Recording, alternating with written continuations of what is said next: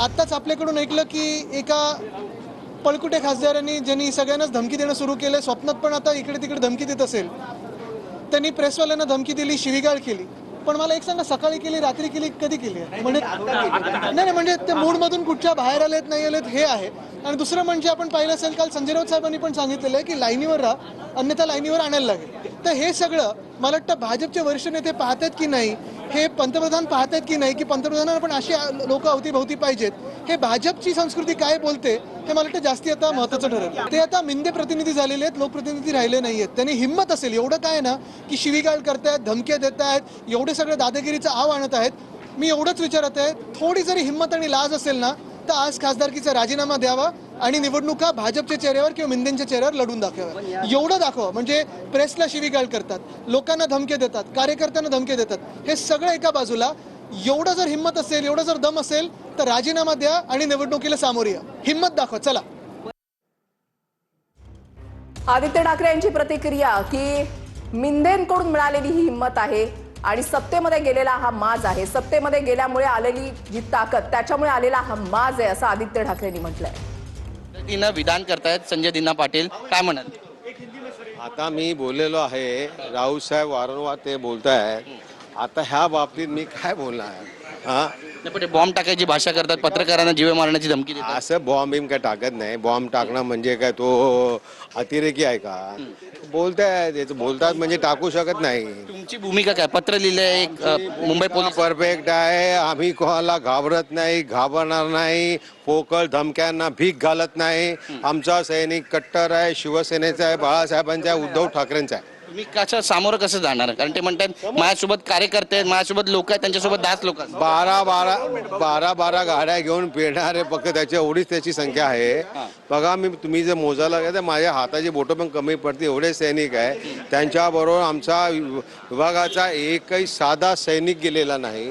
त्यामुळे तशी काय चिंता आम्हाला करायची गरज नाही. कारवाई करतील यासाठी तुम्ही पाठपुरावा करणार? कारवाई करणार नाही त्याच्यावर. पोलीस तुम्ही काय ज्यांना पोलीस कारवाई आहे त्यांना 2-2 गाड्या प्रोटेक्शन दिले, ते काय कारवाई करणार त्यांच्यावर? फेल्युअर आहे मग गृह खात्याचं म्हणून. कोण फेल्युअर आहे गृह? 100%. कॅमेरा पर्सन गणेश रहाटेसह गिरीश गायकवाड, TV9 मराठी, मुंबई.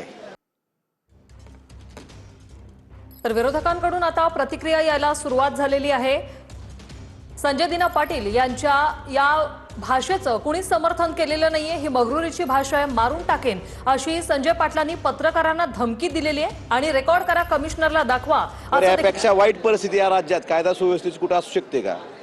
त्यामुळं पोलीस सरकार त्यांच्या पाठीशी आहे का? यांना वाईट सुरक्षा हे कुणापासून धोका म्हणून दिली का दुसऱ्याला धोका करण्यासाठी दिली, हे सरकारनं विचार करण्याची गरज आहे. कायदा असं सांगतो की एखाद्याला जर सुरक्षा व्यवस्था दिली असेल तर संबंधित व्यक्तीनं देखील कायद्याचं कोणतंही उल्लंघन करू नये असा नियम सांगतो. Y+ दर्जाची सुरक्षा आहे, पोलिसांसमोर धमकी देते, त्यांची सुरक्षा व्यवस्था काढून घेतली जावी का? काय नेमकी मागणी करा? दिलीच का हा प्रश्न आहे. पहिल्यांदा दिलीच कशासाठी हा प्रश्न आहे? त्यांना कुठला धोका होता का, कुठला थ्रेट होता का, तसा काही अहवाल होता का? आणि जर सुरक्षा घेऊन जर पत्रकारांना धमकी देत असतील तर सर्वसामान्य माणसाचे हाल काय असतील? आणि हे सगळं पोलीस संरक्षणाखाली चाललंय.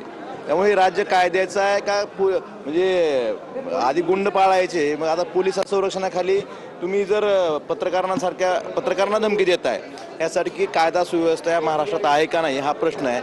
आणि दिली का आणि कशासाठी दिली आणि देणाऱ्यांनी मग कुठल्या म्हणजे आधारावर दिली हेही जनतेसमोर आलं पाहिजे. आणि यांची सुरक्षा व्यवस्था काढून तात्काळ घेतली पाहिजे. गेल्या 2 दिवसांपासून तुम्हालाही अनेक प्रश्न विचारले गेले, सगळे प्रश्न त्यांचं म्हणणं आहे की मला कुणी प्रश्न विचारू नका, लोकप्रतिनिधी म्हणून केलेली आहे, मारण्याची धमकी दिलेली आहे आणि पोलीस संरक्षणात मी धमकी देतो असंही ते त्यामध्ये व्हिडिओमध्ये म्हणतायत. काय नेमकं काय घडतंय बिघडतंय? बघा, मी सभागृहामध्ये होतो, आत्ता सभागृहातून बाहेर पडलो, मला माहीत नाही प्रकरण काय घडलं. तुम्ही म्हणता तसं जर घडलं असेल तर निश्चितपणे कोणीही पत्रकाराला शिवीगाळ केलीचं समर्थन करणार नाही, तसं आम्ही करणार नाही, आमचा पक्ष करणार नाही.